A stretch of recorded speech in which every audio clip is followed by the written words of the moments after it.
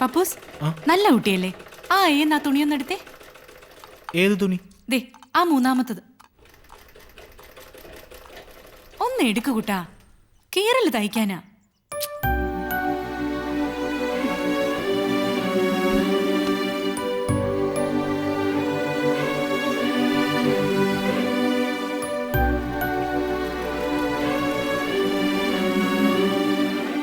വിളിച്ചമറിയാതെ മാറി നിൽക്ക് പപ്പു. ആവശ്യത്തിനുള്ള വെളിച്ചൊക്കെ ഉണ്ട്. ഇനിയും കണ്ണ് കാണുന്നില്ലേ? ഒരു കണ്ണാടി മേടിച്ച് ഫിറ്റി. ഞാനൊരു കണ്ണാടി വെച്ചാൽ എങ്ങനെ ഇരിക്കും? ചന്തമായിരിക്കും. പാടത്തെ പാവലിന് നോക്കു കുത്തി പോലെ ഇരിക്കും. അയ്യടാ അയ്യടാ.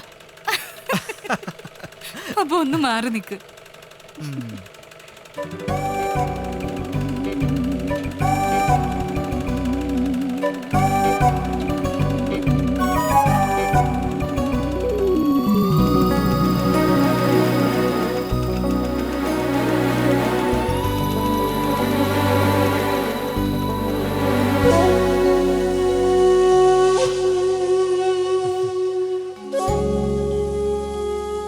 ഞാൻ ഈ മെഷീൻ ചവിട്ടുന്ന എങ്ങനെയാന്ന് കണ്ടു പഠിക്കുമായിരുന്നു. രതി ചേച്ചി എന്നെ കൂടി തയ്യൽ ഓടിപ്പിച്ചരാന്ന് പറഞ്ഞിട്ട് ഒരു മൈൻഡ് പോലും ചെയ്യുന്നില്ലല്ലോ. എന്തിന്? തയ്യൽ പഠിച്ചിട്ട് ടൈലറിംഗ് ഷോപ്പ് തുടങ്ങാൻ പോവാണോ?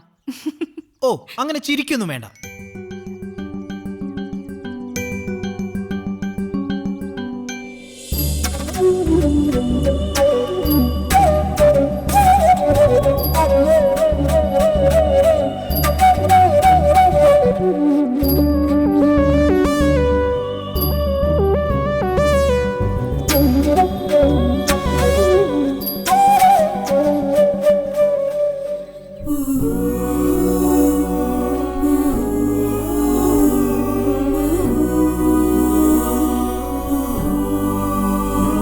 പപ്പു സ്വപ്നം കാണുവാണോ?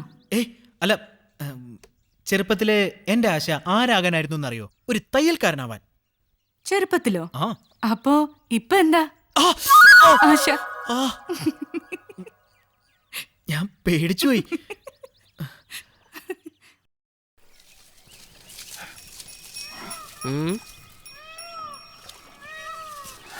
അമ്പാനെന്താ ഒരു വല്ലായ്മ? ഒന്നുമില്ല. അത് കള, എന്തോ ഒരു പ്രശ്നമുണ്ട്. പിന്നെ പ്രശ്നം ഇയാൾക്കല്ലാതെ അറിയാവുന്ന. എന്നാ ഞാനങ്ങ് പറയട്ടാ. എന്ത്? അമ്പാന്റെ മനോവിചാരം ഞാൻ പറയട്ടാ. എങ്കി പറ.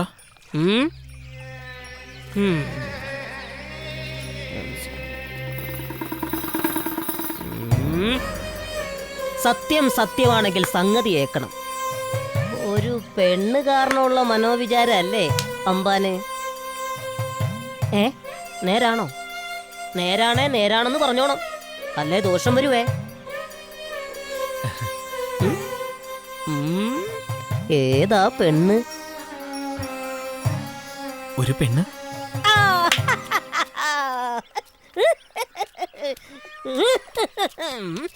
പെണ്ണിന് ഊരും പേരും ഒന്നുമില്ല അമ്പാനെ.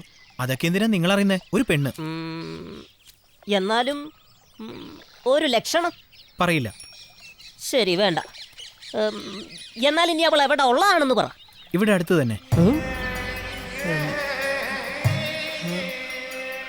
കിളുന്നോ അതോ മൂത്തതോ? ഇച്ചിരി മൂത്തതാ. അപ്പൊ സംഗതി കുറെ കൂടി പ്രശ്നമാ. ഒട്ടും വഴങ്ങുന്നില്ലല്ലേ?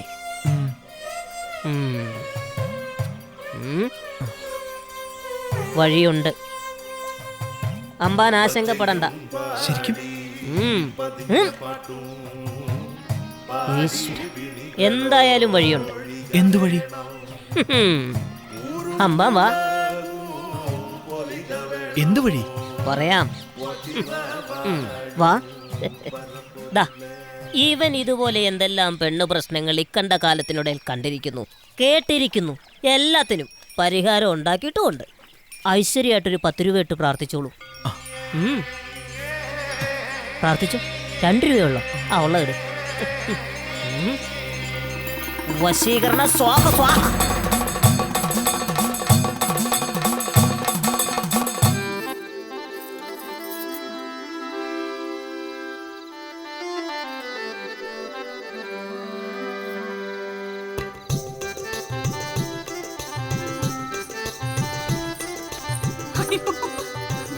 അയ്യോ, ഈ ഗോവിന്ദനെ കണ്ടോ? എന്താ നമ്മുടെ കെട്ടിയോ ഇപ്പോഴും പേർഷ്യ തന്നെ അല്ലയോ? നീ നീ ഏതാടി കൊച്ചേ? നമ്മുടെ നാരായണി അമ്മയുടെ? അതെ അതെ.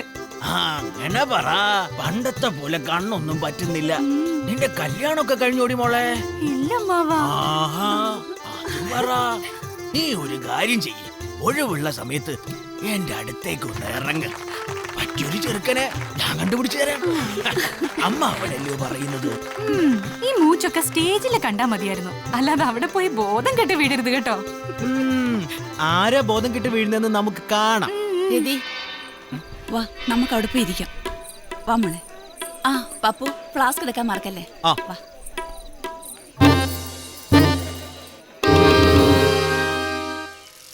ആ നിന്റെ അമ്മ ഒരുങ്ങി നിക്കുവാന്നോ? അമ്പലത്തിലോട്ട് ഒരുമിച്ച് പോവാന്ന് പറഞ്ഞായിരുന്നു. ആ അമ്മ വീട്ടിലുണ്ട്. ആഹാ, അതെ, രതി ചേച്ചി ഉണ്ടോ? അപ്പുറത്തുണ്ടടാ, ചെല്ല്.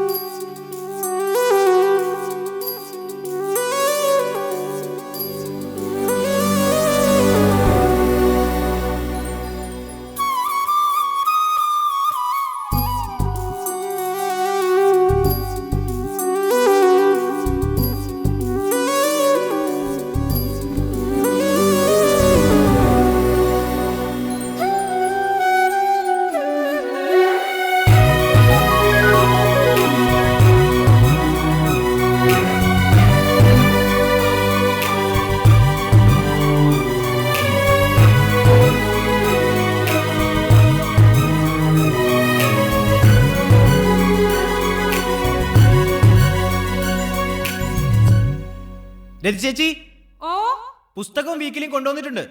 അവിടെ വെച്ചോളൂ. എന്നാ ഞാൻ പോട്ടെ. ശരി.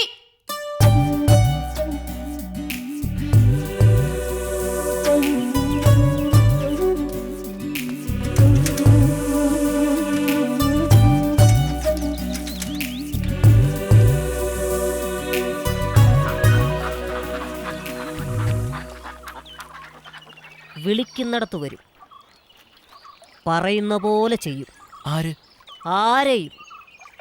മഹാറാണിമാരെ പോലും ഈ വിദ്യ പ്രയോഗിച്ചിട്ടാണ് പഴയ മഹാന്മാര് കയ്യിലെടുത്തിട്ടുള്ളത്. എന്ത് വിദ്യ? വശ്യം. വശ്യം? ഭസ്മം. എന്ത് ഭസ്മം? മന്ത്രഭസ്മം. വശീകരിക്കാനായിട്ട് നോട്ടമിട്ടിരിക്കുന്ന പെണ്ണിനെ അതുകൊണ്ടൊരു കുറിയിട്ട് ഒന്ന് നോക്കിയാൽ മതി. അതുപോലെ അവൾ ഇങ്ങോട്ടും ഒന്ന് നോക്കണം.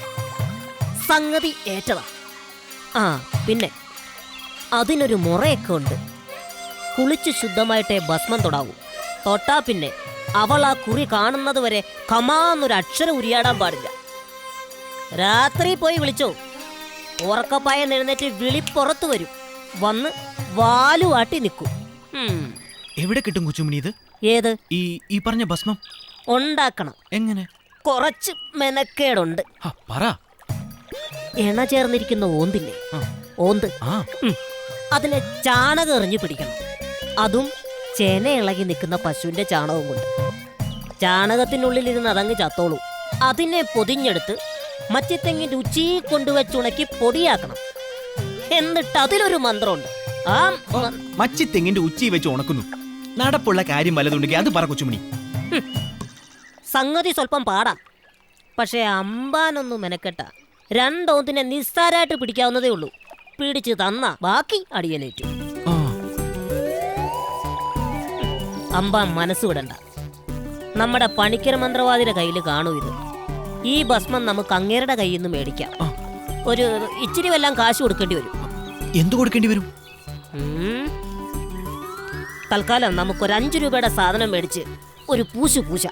5 രൂപ മതിയോ? ആ, അത് നമുക്കുണ്ടാക്കാം. അമ്പാനെ, ആത്മധൈര്യം പോയാൽ ആണുങ്ങള് ആടലോടകം പോലെയാ.